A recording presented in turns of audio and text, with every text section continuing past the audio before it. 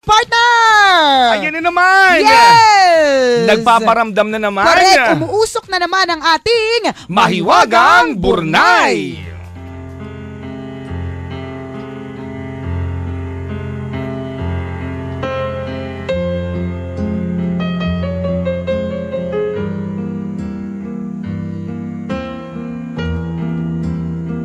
Ang sarap ng feeling, no, na umiinom ako ng tubig, naghihintay kayong lahat. Sinabi naman bawal pasok ng tubig eh. Tapos, kung maisip ako magsuklay, maghihintay lang din kayo kasi ako magbabasa eh. Teka. Baka bukas makalawa hindi tubig ang dali mo dito, blower. Teka, inom ako ulit. Ang sarap ng feeling eh, na hinihintay niyo ako lahat. The whole Philippines is waiting. While I'm drinking my water. Sige lang, bibigyan ka namin ng accompaniment. Wow, madamdamin pag-inom ng tubig. Tama. May background music. Correct! Okay. Best friend kong itinuring ni Christina. Best friend kong ituring ni Christina ang kanyang nag-iisang kapatid na si Catherine. Nang magkaroon ng kanya-kanyang buhay, ay napilitan ang magkapatid na mamuhay na magkahiwalay. Dahil dito, ay bibihira na lamang silang magkita. Isang doktor si Christina na madalas pang madestino sa malalayong lugar. Kadalasan, sa telepono na lamang nakakapagkamustahan ang kapatid. Ay, wait lang, speaking of doktor, kahapon partner. So, kwento ko lang ha. Nakakatawa isang doktor dun sa hospital na pinuntahan ko. Kasi? So, malamang bading siya. Nakakatawa kasi sabi niya. Dapat tinanong mo. Ayoko. Baka hilahin yung hair ko. Baka sabihin, feeling mo bagay si hair mo. Baka ganunin ako. Feeling ko lang bading kasi kung ano. Kasi ayos ng kilay. Plakading kilay. Tapos may pilig mata rin. At higit sa lahat, kung makapag-good morning sa mga doktora, wagas. Good morning, doktora! May lalaki bang ganon? So, feeling ko bading. Sabay pay ng tawag doon, extension ng eyelashes. Feeling ko, tsaka super makapilantek. Tsaka partner hair heels. extensions. Hair extensions, tsaka pumps. Tsaka stockings. Ay, di ba din yun? Hindi. Wala. So mali ako. Walang bahid yun, partner. Huwag kang mag-judge. Ayoko na ikwento. Hindi naman pala bakla eh. Hindi, nakyutan lang ako sa kanya. Ang cute niya. Kasi siya, para siyang doktor na hilong talilong. Kasi dami-daming tao. Ang dami hilong talilong. Basta hilong-hilong parang natataranta. Tarantuti, gano'n. Tarantuti, hilong talilong. Taratitat, gano'n. Yun, para siyang Dr. Tarirat. Taratitat. Yun. Natataranta siya. Feeling ko nabobobohan siya dun sa nurse. Alam mo, hinusgan mo na. Ang dami mo na sinabi. Hindi. Inagaw niya yung record dun sa nurse. Okay. Sabi niya, ako na nga magbabasa niyan kasi baka mamaya ma-lost in space ka na naman. So, sa tingin mo, bakla. Hindi pa rin, super? Hindi. Huwag ka maghusga. Okay, sige. Ayoko na mag-judge.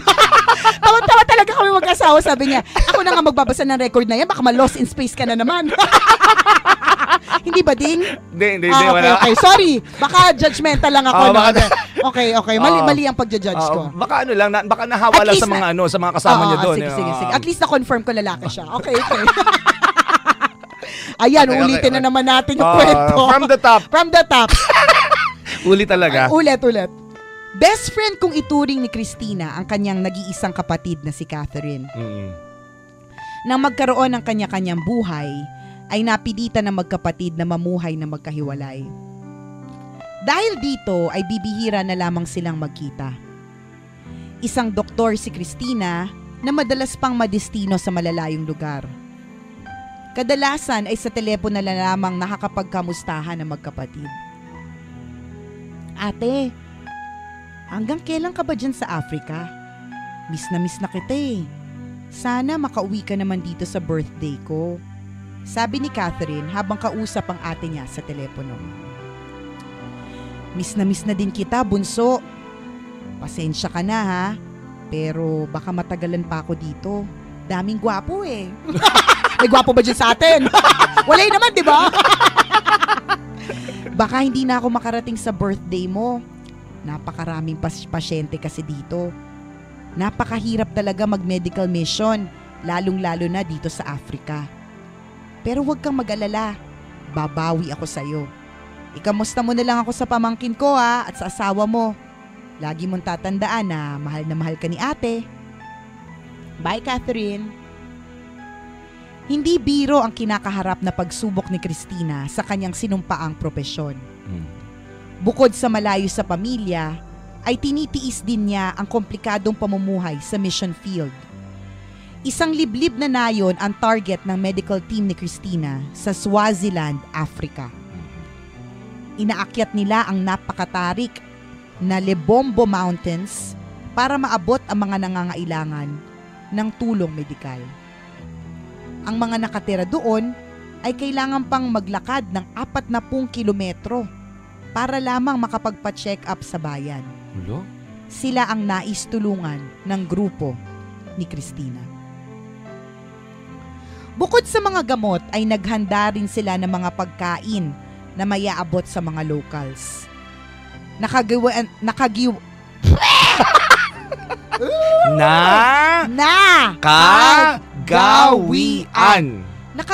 na.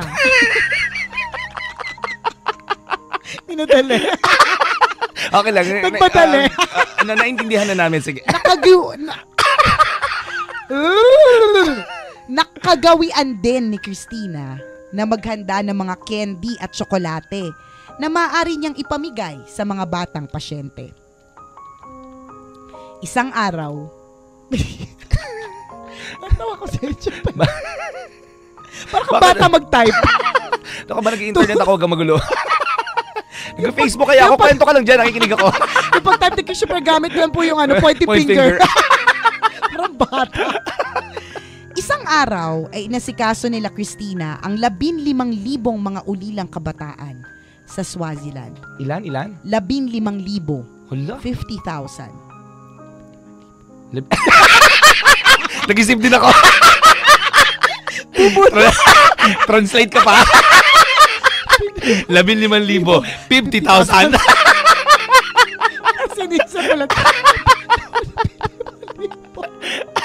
Sabay tigil kami sa kisabi pareho. 15,000. 50,000.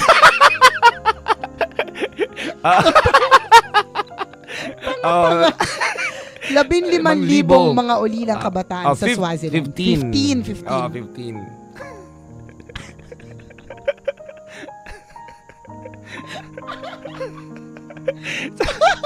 So 5 po. 15 basta 15,000. Dami sa madaling salita. Marami. Doon niya nakilala si Tanzile, isang 7 taong gulang na batang babae. Binigyan ni Cristina ng isang piraso ng tsokolate si Tanzile, subalit tinanggihan ito ng bata. Nagsalita si Tanzile sa kanyang lengguwahe na ganito ang ibig sabihin. Gusto ko po ay 2 tsokolate ang ibigay niyo sa akin. 45 bata to. Binibigyan na nga. Chumuchusi pa. Gusto ko po ay 2 tsokolate ang ibigay niyo sa akin. Ibibigay ko po ang isa para sa nakababata kong kapatid. Yun naman pala. Okay. Nang maunawaan ang kagustuhan ni Tanzile, ay agad namang ibinigay ni Cristina ang kahilingan ng bata. Nang maiabot ang 2 tsokolate, ay chinek up na nga niya ang bata. Sa kabutihang palad ay malusog naman ang pangangatawan ni Tanzile. Masigla at masiyahin ang bata. Subalit maaaninag sa inosenteng mga mata ni Tanzile ang mapapait na karanasan na kanyang pinagdaanan. May sipon ako. Tumutulo ang sipon. Singhutin mo muna. 5 taong gulang kasi si Tanzile nang magkasunod na mamatay ang kanyang mga magulang dahil sa sakit na AIDS. Dahil dito, ay napahiwalay siya sa kanyang 3 taong gulang na kapatid na babae. Yun na ang kanilang huling pagkikita. Subalit umaasa si Tanzile na muli pang makikita ang kanyang kapatid. Kaya sa tuwing may magbibigay sa kanya ng pagkain o anumang regalo, laging 2 ang hinihiling niya. Isa para sa kanya, isa para sa kanyang kapatid. Hindi siya tumatanggap ng isang regalo. Kailangan laging dalawa.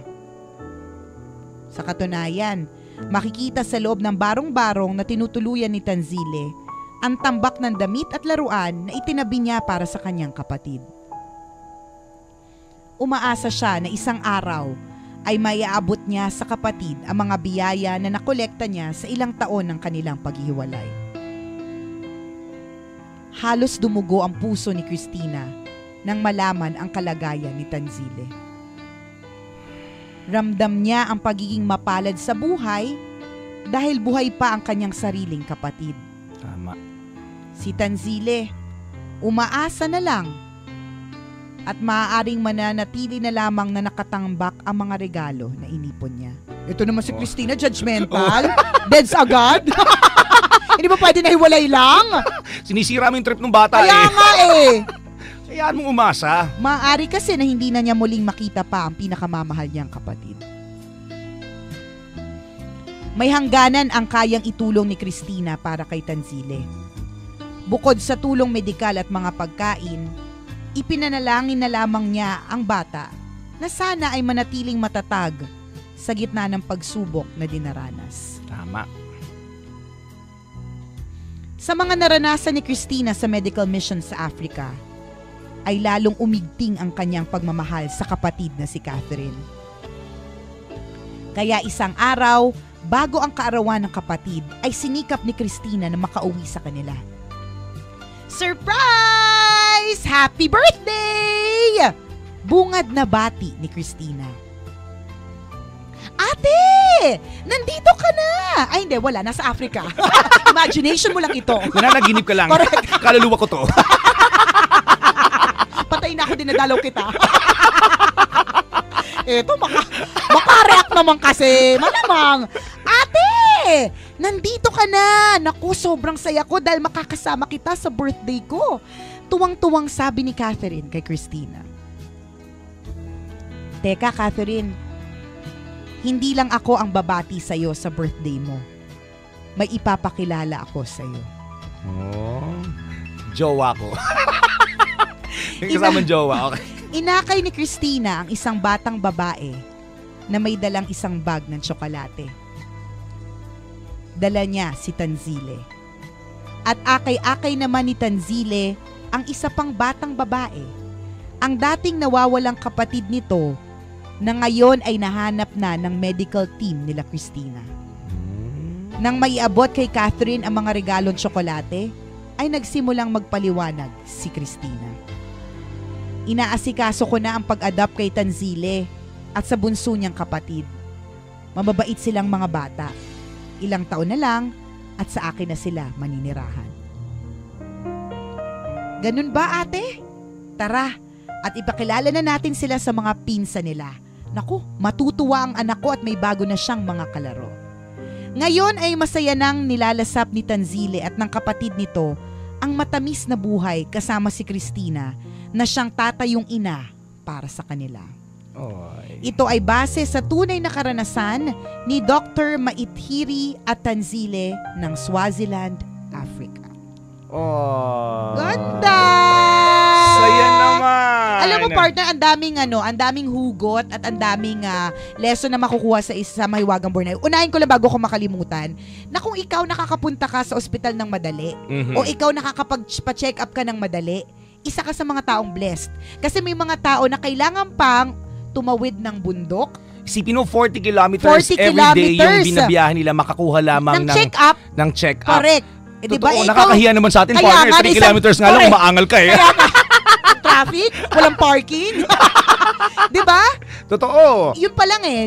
The fact that you meron na accessible na hospital, clinic, o kaya center na malapit sa'yo, isang dapat mong ipagpasalamat yan. Kasi pag nagkaroon ka ng emergency, meron kang agad na matatakbuhan. Yung mga maliliit na bagay na yan, partner, we take for granted eh. Tama. Pero kapag ka times of emergency, dun mo marirealize na ang sarap pala ng feeling na merong malapit na ospital o merong malapit na center, di ba? Dito sa atin sa Pilipinas, di ba marami pa rin yung mga health center na malalayo, ospital na bibihira lamang. Eh, hindi lahat yun accessible sa mga tao. Isipin na natin kung ano yung hirap na nararanasan nila in times of emergency. Isipin mo kung manganganak. Tama. Isipin mo kung matter of life and death, hindi na makahinga. Correct. Kailangan pa tumakbo na 40 kilometro para lamang makahanap ng pinakamalapit na doktor. Kaya kung may malapit na doktor sa'yo, pasalamat kung meron kang medical benefits. Correct. Magpasalamat ka. Hindi yung reklamo ka ng reklamo dyan sa trabaho mo, tapos sasabihin mo, sino naman gustong gumamit ng medical benefits? Aangal ka pa ng ganyan, binigyan ka ng medical benefits pero sige, amin na lang. Wala naman talagang gustong gumamit yan. Pero the fact na meron kang benepisyo na ganyan na medical, correct, isang bagay na dapat mo yang ipagpasalamat, isang bagay na dapat mong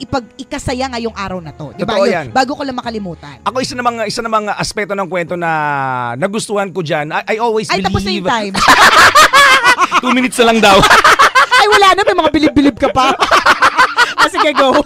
I always believe in happy ending, partner. Yes. Totoo yan. Tayo, may araw-araw may mga struggle tayo correct, sa buhay. Tama yan. Pero ang nagiging inspirasyon ko dito, yung mga taong successful. Di ba? Lahat sila talagang... meron silang kwento. Correct. Ang dami nilang pinagdaanan na matindi rin. Kaya nga, di ba, tawag sa kanila success stories? Correct. Kasi may mga pinagdaanan silang mga mahihirap bago nila na-achieve kung ano man sila ngayon. Totoo diba? yan. So, katulad yan.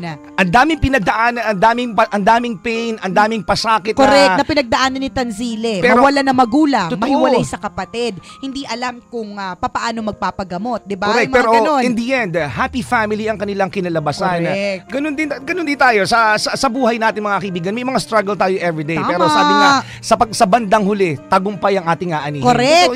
There's no success without struggle. At lalong-lalo na kung ikaw yung tipo ng tao who never gives up. Tama. Dapat ikaw yung mga tipong, sige, go! Kagaya ng bata, di ba? Laban! Laban! Asa lang ng asa, naniniwala siya na balang araw matatagpo rin niya, nawawala niyang kapatid. Yan ang nangyayari, mga kabisyo, if you have faith in your heart. Tama. Diba? Kapag meron kang pananampalataya sa iyong puso at nananalig ka na meron Diyos, you can never go wrong. Tama. Sabi nga, if God is with you, who can be against you? Oh! Thank you, Mahiwagang Burnay, sa isa na namang napakagandang kwento. Ang mga kwento po ng Mahiwagang Burnay ay mababasa niyo po sa aming Facebook fan page. I-search nyo lang po, Tambalan! Like and share! Share ng share! Salamat, mga kabisyo, dahil sinamahan niyo po kami ngayong Tuesday na ito. Kami po ay makakabanding po ninyo hanggang alas 12 ng tanghali. Dito sa Metro Manila. Corrected by, pati na rin sa live streaming, www.loveradio.com.ph. Muli po, mga kaibigan, ito ang Tambalan ng isang balasubas. At ng isang balahura. Ako po si Nicole Yala. At ako naman si Cambio Kengres Chuper. At ang aming tanging paalala na dapat ay memorize na! Sabay-sabay tayo, mga kabisyo. Walang matatag na relasyon sa malanding may determinasyon. Yun!